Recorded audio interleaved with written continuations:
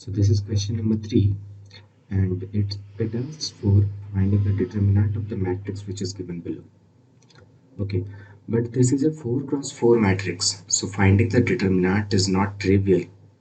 So we should not try to go the normal way. See, this is not a tricky question, but a tough question, and it requires some prior knowledge. See, what we normally do in a 4 cross 4 determinant is we try to convert them into an upper triangular matrix or a lower triangular matrix. And once we have that, we just have to take the product of the trace element. So what I am thinking is, I want to convert it into an upper triangular matrix, something like this.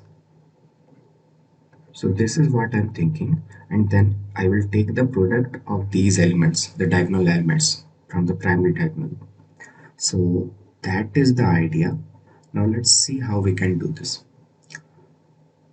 I can very easily see that I can replace R3 and R4, but there would be one problem, that the determinant sign will change. Okay. I also need to do one more transformation, which is I need to replace these two rows also, so that 0 will be here and -1 will come to the top. So that would look somewhat like a upper triangular matrix. Okay, so let's do it. First thing is, we are going to replace R2 and R1. The second thing that we are going to do is we are going to replace R3 and R4. Since they are two row interchange, so the sign of determinant will not change.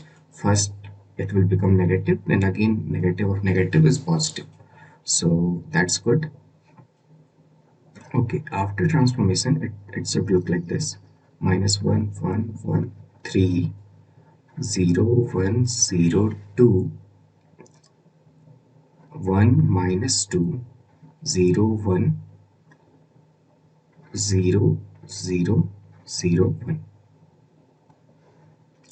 R2 and R4 are quite well. They are already in the form that we want.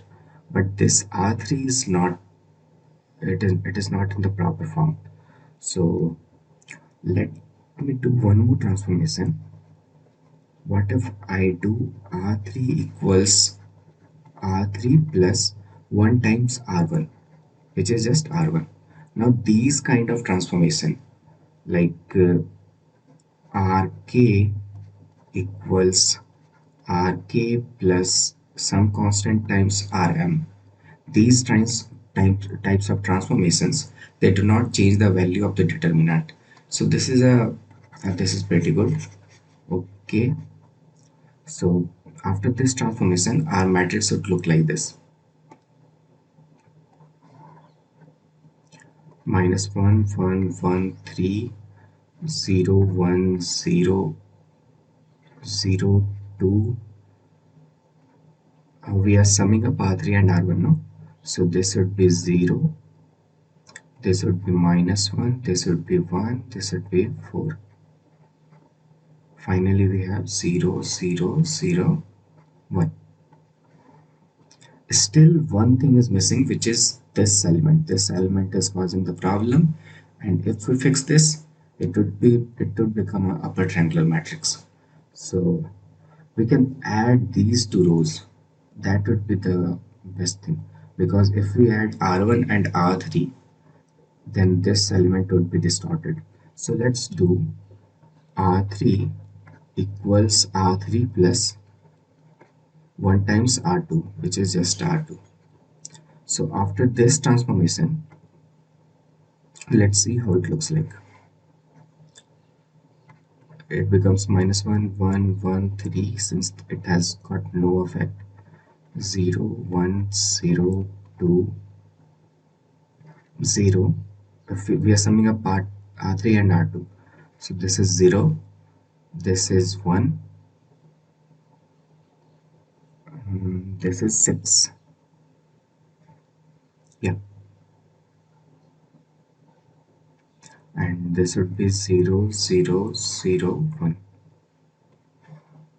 Okay, now it has got converted into upper triangular matrix, and now we can just take the product of these diagonal elements. So that would give us the answer. We have to just take the product of these diagonal elements, and that is -1. So -1 would be the answer.